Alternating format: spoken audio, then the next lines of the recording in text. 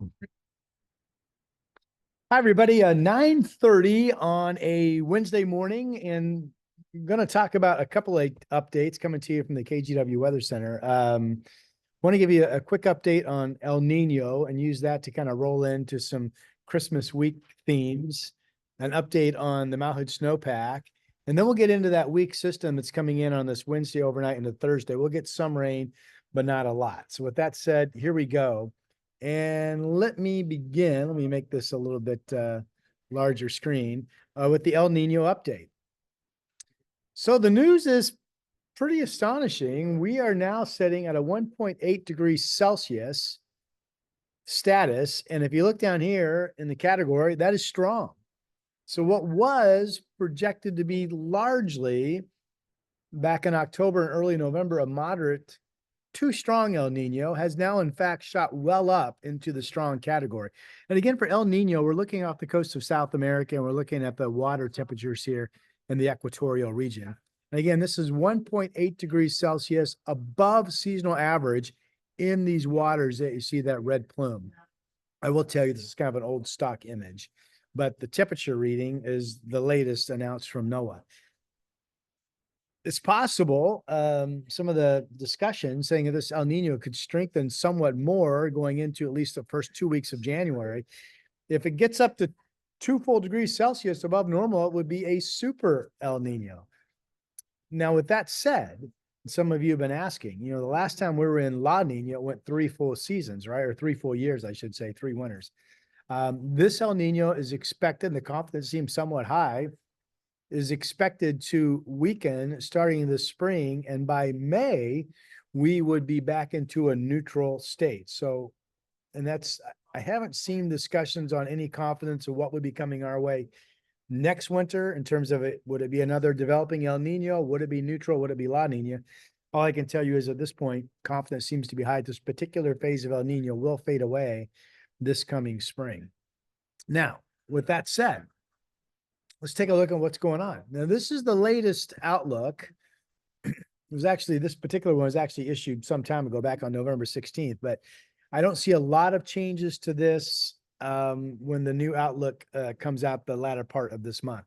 And at that time, the projection from NOAA was all of the West Coast above normal, the bullseye of above normal temperatures largely being here in Oregon and Washington. That's coming true so far.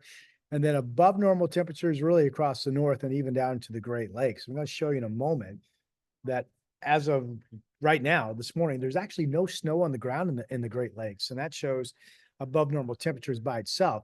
And then projecting the typical El Nino pattern of above normal moisture in California and above normal moisture here in the Southeast. Now, so far, a lot of these indicators with this outlook that will be updated the end of this month, a lot of these indicators are actually holding true. I find this interesting. So on the left, current snow cover of just like an inch on the ground or more. Everything that's shaded in blue and even the orange colors that you see is some snow on the ground. Notice for the contiguous 48 states here in our country, we've got some snow mainly in the mountainous regions of the Northwest. I'm not sure what elevation this is picking up or showing because clearly we have pretty solid snow cover up in the Cascades. It's not showing up here. So I'm not positive what this is indicating in terms of elevation. I couldn't find that on the data, but it does catch my attention that it's not really showing any snow to speak of in Michigan. You've got to go up to northern Wisconsin. You have to go to the northern Minnesota, and then pretty much all of North Dakota has some snow cover, parts of upstate New York and parts of New England. But I mean, if you just stare at that, today's the 13th day of December, almost, midway into the month, and there's just not much snow anywhere in the lower 48. Now, let me move my face. If you get over here, this is projected by one forecast model, Christmas Day snow on the ground. Doesn't mean that, hey, it's going to snow Christmas Day. It means folks wake up Christmas morning and is there still snow on the ground, or maybe they're getting some new snow. This shows, again, mainly the mountainous regions of the West, a little sliver from a system in parts of Nebraska up into Iowa and Minnesota. Maine, some snow in New England down into Pennsylvania. Does not show any snow in the Tennessee Valley, any snow in Missouri, Kansas, or any southern protrusions of snow. So if you look at this overall, and again, look at Michigan, what a lack of snow. That goes back to that temperature projection of above normal. That's just shocking to me if this is true. And most of Michigan has no snow on the ground for Christmas Day. I would say there's basically no chance at this point of it being a white Christmas here locally, which of course we don't get very often. It's not surprising, but just not seeing anything that would lead one to think that we're going to have any winter weather to speak of as we get rolling here into Christmas week here in Oregon and Washington, specifically on the west side. All right, one more map kind of on this theme. And as we updated El Nino, now a strong El Nino. This is Christmas week, and this is a projection of temperature anomalies. So basically, everything that is yellow or beige, and then more so when you get into the orange, more so when you get into the red, more so when you get into these brown brick tones up here into Canada, of above normal temperatures. So for any specific area, this is showing nearly all of our country seeing above normal temperatures going into Christmas week. The only exception would be, and probably because of moisture, cloud cover, and rain, would be parts of California, southern and down into Arizona, and then this little clip up here through the southeast. But this is clearly illustrating there's no big Canadian outbreak or Arctic outbreak of cold air coming in Christmas week. So if you're watching this and you're planning on traveling or jumping on an airplane and going to another part of our country over Christmas week, right now, the early indicators are there is no threat at all of any significant winter storms bringing cold and snow. Okay, enough on that. I want to jump and give you an update.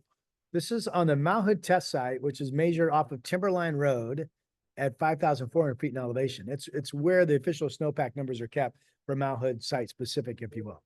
So as of yesterday, when I looked, actually I looked early this morning, pardon me, 23 inches on the ground. So you stick a ruler right there and you've got 23 inches on the ground. Now, if you melted all of that today, you would have 44% of normal stored water for today's day. So through December 13th, what's considered average climate, we're less than 50% of that, about 44% of normal. Wow, that's low. And we talked about this the other day, we're roughly 45% of snow at Mount Hood Resort, Ski Bow Meadows and Timberline, when you compare it to a year ago. Timberline this morning still saying they have 2 feet on the ground where they measure it for their base. There's only a few inches of snow on the ground at government camp. So that continues to be kind of a very slow start to the ski boarding recreation season up on Mount Hood. And quite frankly, there's nothing between now and Christmas Day that really catches your attention and says, wow, this is going to be great. There will be some snow coming to Cascade Passes. It looks like Monday night and Tuesday of next week, but it doesn't look like a huge dump to me. And I talked about this on television. I'm not sure if I shared it here in this form or not, but this is a very vivid climate snapshot of how things are changing. So notice I've got 1971 to 2000, and then we do climate averages in 30-year blocks. Every 10 years, at the top of the decade, the National Weather Service calculates the last 30 years, and that becomes the new so-called normal, the new climate average. So the climate average for stored water at the end of any snowpack season up on Mount Hood between 1971 and 2000 was 65 inches. So when the snowpack season ends, which is around May 1st, the snow on the mountain at that time, if you melted it off, what would you have? You'd have 65 inches of stored water. And that was 100% of normal. You go to 81, 2010, now that it dropped to 62 inches of stored water. You get down to 1991, 2020, the 30-year average. And now we've dropped from what was 65 inches, we've dropped 8 inches of stored water down to 57 inches. And this isn't a complete 30-year climate cycle, but just to give you an update of the track we're on currently. If you go back the last 20 years, 2001, the number's 48 inches of stored water. So, I mean, just look at this climate snapshot of declining water storage and snowpack on Mount Hood over the last 50 years. That is substantial. And So why is this happening? It's not that we're getting less total precipitation. Two reasons. Number one, the big reason is higher snow level. It's a very vivid snapshot of higher snow level. We're getting more systems come in with rain and not snow. And then and we've seen this happen specifically this season already. And then when we do get a good dump of snow, 20, 30 inches, all of a sudden we enter into a warmer period where a lot of that melts. And then as stored water, it's gone. Remember, we had that 30 inches fall a couple of weeks ago, up going into the first week of December. 30 inches fell of snow, and then we melted all of it with all the rains that came in last week. So this is a concern, and it is 50 years of a definite one-sided climate trend up on Mount Hood. Pretty interesting stuff. Okay, we've been enjoying the dry break, no doubt about that. And I want to go ahead and now click and show you the current satellite imagery. Yesterday we had the beautiful sunshine. It was 54 in Salem. It was 56 in Scappoose yesterday, which was the warmest Tuesday temperature I saw up and down I-5. It was in the 50s at the coast as well. If you've looked outside today, we're getting some early morning sun, but it's not the clear skies we had. And here's our next weather system showing up nicely. So we're going to continue to see these clouds get thrown inland today, increasing cloud cover, eventually clouding over. There's no rain out of these clouds until we get into the overnight hours and then into tomorrow. It's a weakening system. We're not going to get a whole lot. I'll show you that in a moment. The second curl back here, though, this is going to turn out to be a pretty good low that's going to track, watch my cursor, and sit right off the northern coast of California this weekend. It will give us a southerly wind flow, and with sunshine expected Saturday, quite warm. Sunday, we'll get cloudiness from this low spinning up into our area with a shower chance, but there's no guarantee we get some rain. It could stay dry on Sunday, potentially. And then the main rain from this low will start coming up from the south, it looks like, into Monday morning. Right now, I have Monday rain rates on the lighter side, but a day that could see rain more than not during the day. Then the actual front with the system comes in Tuesday morning. That's going to be some heavier rain, and there's still some lingering showers. And it's actually the snow level behind that Tuesday front that falls down as low as 2,500 feet. Not a big snowstorm, but some snow below Cascade Passes. Now, here's the way the moisture totals are looking for this system. So this is late evening. This is the National Weather Service blended model, and it's usually a pretty moderate model. I mean, I typically don't see it being, way more dry than other models or way more wet. It's usually kind of right in the middle and pretty reasonable, if you will. Okay, so here's late evening rain over the Long Beach Peninsula, light rain just approaching Astoria.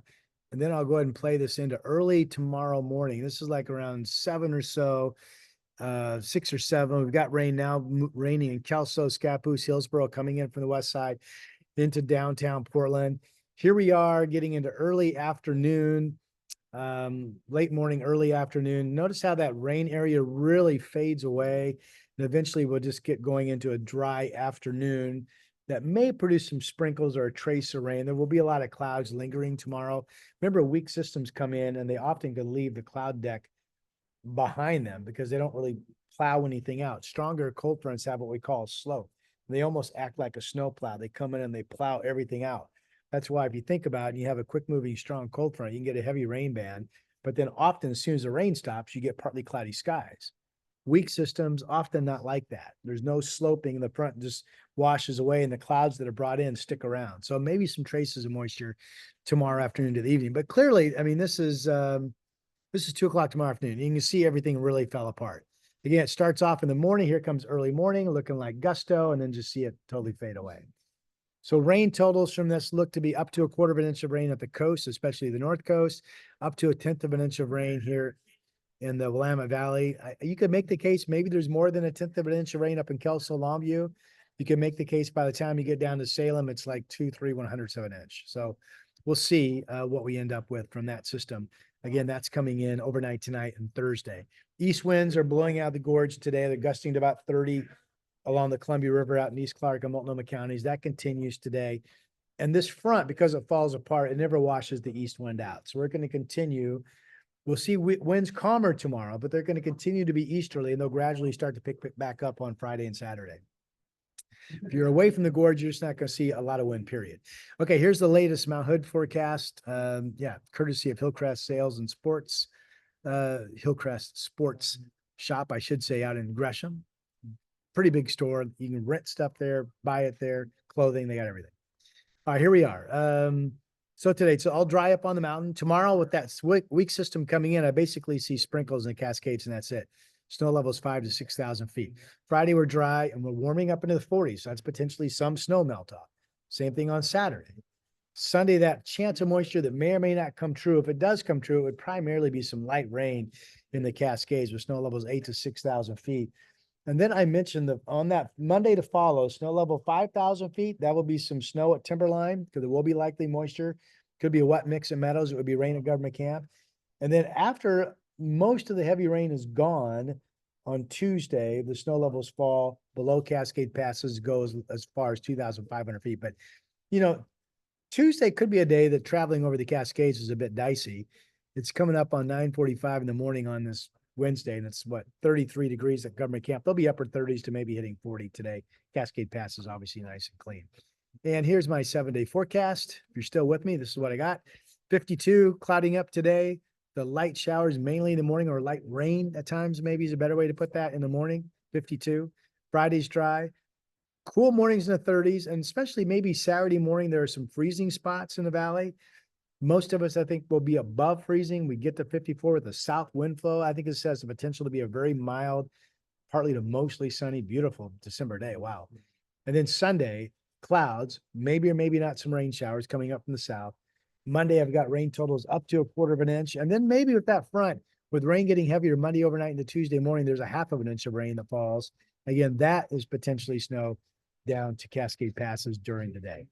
I'm meteorologist Rod Hill, and that's my update on this Wednesday. I hope you're doing well. I'll talk to you soon.